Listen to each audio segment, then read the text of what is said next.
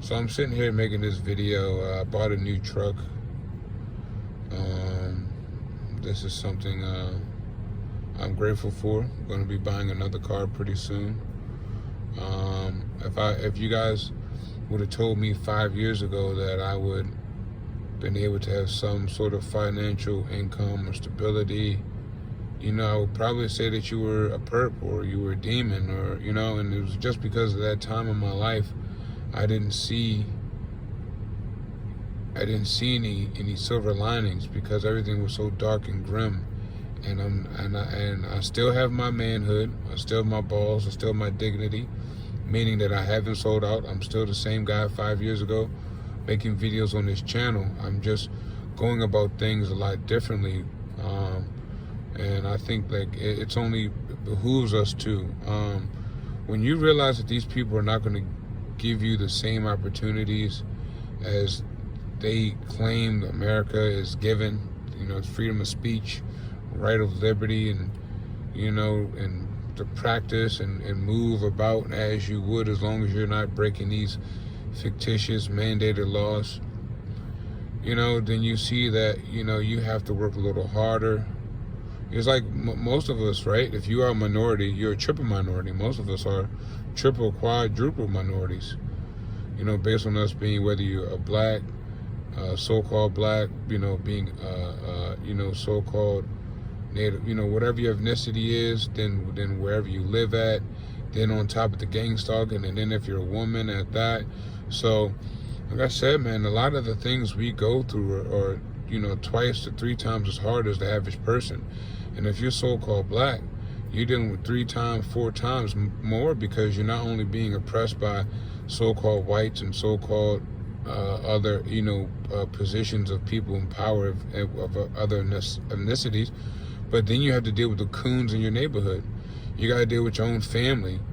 You understand? So you got to deal with the stereotypes of this world, and the coons and the niggas, right? Because they're going to try to trample over you so that they can get what, their little crumbs and biscuits, which they never end up getting, So that's why it's crucial for us to kind of, take a step back and assess the situation, because, me doing so, I've been working, I've had jobs on and off for the last 4 or 5 years.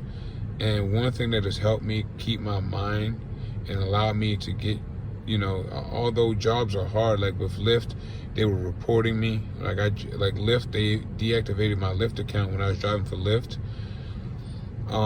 Because you know how they are, man. These people make up any stories, any lies, and they just kind of thought they were going to stop my money. I was saving money, I wasn't spending, I was getting back to normal, and I was starting to, do things for myself, as all of us should have the right to do. And I saw that you have to play some sort of game with these people, and it's not a game, their game, but you have to play phony sometimes. Sometimes we have to be phony, put that smile on our face, and act like we don't know what's going on, for the greater good of ourselves. Because I'm telling you guys, if we continue to feed into them and feed into playing like we know everything, even though we are aware, it'll bite us, because these people will use that against you. Sometimes they say you have to play a fool to catch a fool. Sometimes you have to play possum. And these last 5 years, I didn't, and I don't suggest, I'm not telling you to play possum with the enemy. I'm damn sure not telling you to take sides. I die before I take sides. What I'm saying is, in order for us to survive, the Most High will, he will provide all our needs according to his riches and glory, right? And that's been evident. And he said, never see his seed beg for bread. That's been evident.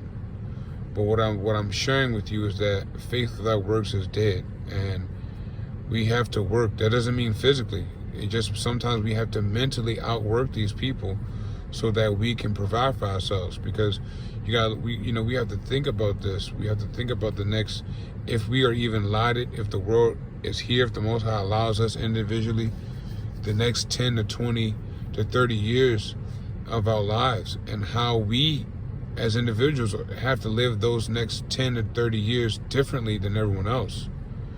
With the technology, with the chips, with the controls and the mandates that are coming, we have to think about that. We're going to be on strictly survival mode, which is why I got me a SUV, because we have to think about the future. And that's why I suggest you guys to become pack rats, become like nut squirrels, and store up all your. Another Most High says, for us not to store up our riches here, but he also says, be not wise in our own eyes, and lean not to our own understanding. And you're also reading the times. My present view on the times is we need to be saving more than we're spending. This is not about worrying about drip and. The Most High, I wanted to get another foreign car so bad, right? I've had a lot of nice cars and been fortunate to have nice cars and work for them, right? But I wanted to get a particular vehicle, and I could see that the Most High was leading me. Not to say that I won't be able to, but the Most High was allowing me to secure something that I could own first before I went and made payments on something. And I didn't understand it, and I do now. You understand? It was like I was going around all these loops for something that I wanted to get something that I needed, that I can get something I want later on.